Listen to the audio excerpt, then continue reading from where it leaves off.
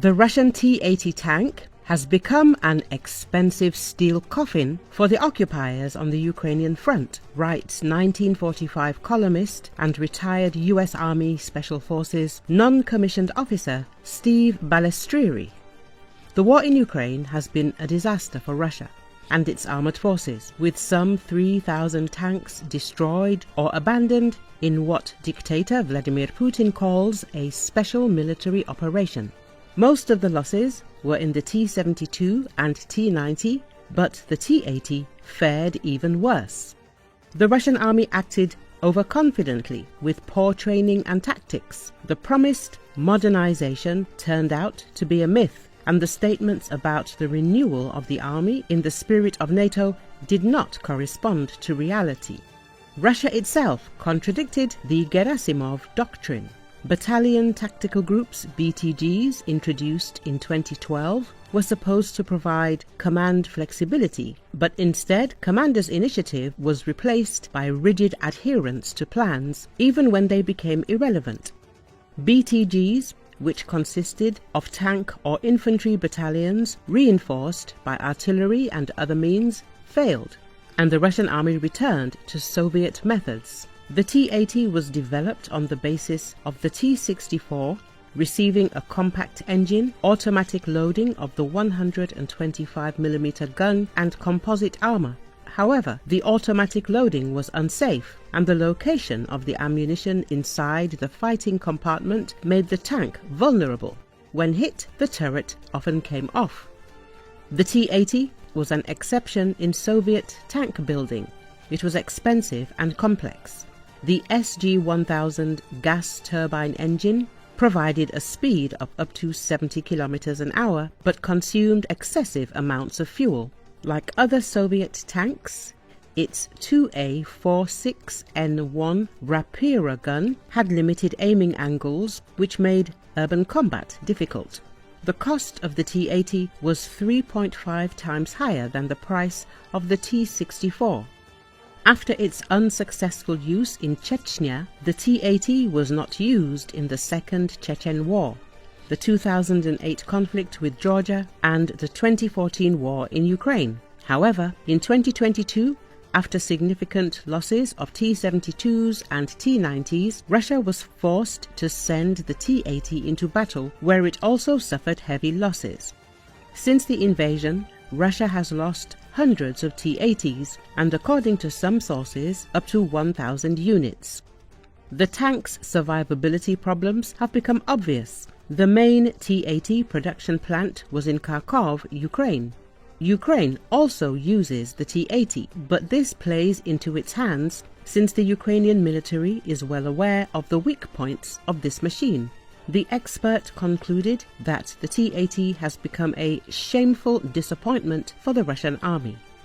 Russia does not produce new tanks, except for the T-90M Prorив. All other tanks are modernized from Soviet designs. Military expert and editor-in-chief of Defense Express, Oleg Katov, noted. At the same time, the expert raised alarm with the statement that the Russian Federation is increasing the production of military products, modernization, repairs, etc.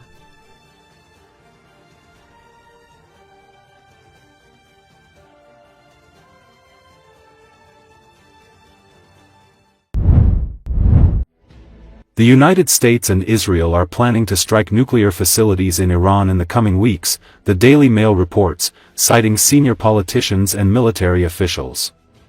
The publication sources reported that the transfer of B-2 Spirit strategic bombers to the American-British military base on Diego Garcia Island in the Indian Ocean may indicate that the United States is preparing for a possible attack on Iran. Currently, the base houses 7 such aircraft, as well as tanker aircraft.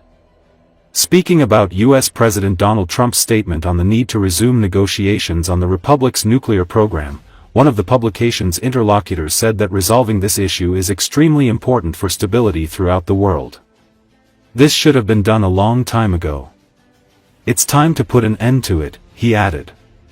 Sources in Israeli diplomatic circles told the publication that the country's leadership views Trump's return to the White House as the best moment to resolve issues with Iran.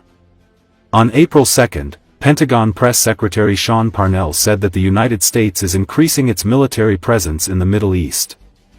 Parnell noted that the U.S. Secretary of Defense has directed the USS Harry S. Truman Carrier Strike Group to remain in the region in the U.S. Central Command area of responsibility. In addition, the USS Nimitz Carrier Strike Group has already begun deployment to the Western Pacific to maintain a military advantage in the Indo-Pacific region. On March 30, Trump said Iran would face military attack and secondary tariffs if it did not reach an agreement with the United States. He said Tehran and Washington were negotiating. In early March, the American president announced that he had sent a letter to the leadership of the Islamic Republic proposing negotiations over the nuclear program. The Axios portal wrote that the letter was tough. Trump proposed negotiations on a new nuclear deal and gave a 2-month deadline for them. According to the Daily Mail, the deadline will be at the end of May. On March 31, Iran's Supreme Leader Ali Khamenei said his country would give a crushing response to atrocities and provocations by the United States and Israel. Iranian Foreign Minister Abbas Araghchi noted that Tehran does not intend to renew the nuclear deal in the form in which it was concluded in the past.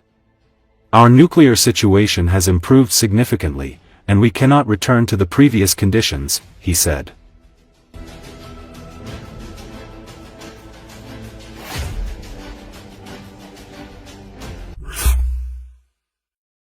Satellite images analyzed by the Associated Press show the deployment of at least 6 nuclear-capable B-2 Spirit bombers to Camp Thunder Bay on Diego Garcia in the Indian Ocean. The presence of the bombers comes as the United States continues an intense airstrike campaign targeting Yemen's Houthi rebels. The intense campaign of airstrikes in Yemen under U.S. President Donald Trump, targeting the rebels over their attacks on shipping in Mideast waters stemming from the Israel-Hamas war, has killed at least 65 people, according to casualty figures released by the Houthis. The campaign appears to show no signs of stopping as the Trump administration again linked their airstrikes on the Iranian-backed Houthis to an effort to pressure Iran over its rapidly advancing nuclear program. While so far giving no specifics about the campaign and its targets, White House Press Secretary Caroline Leavitt put the overall number of strikes on Tuesday at more than 200. The B-2 has been used in combat to target the Houthis in the past. Tensions also remain high between Iran and the U.S. over Tehran's rapidly advancing nuclear program. The B-2 would be crucial in potentially bombing Iran's underground nuclear sites.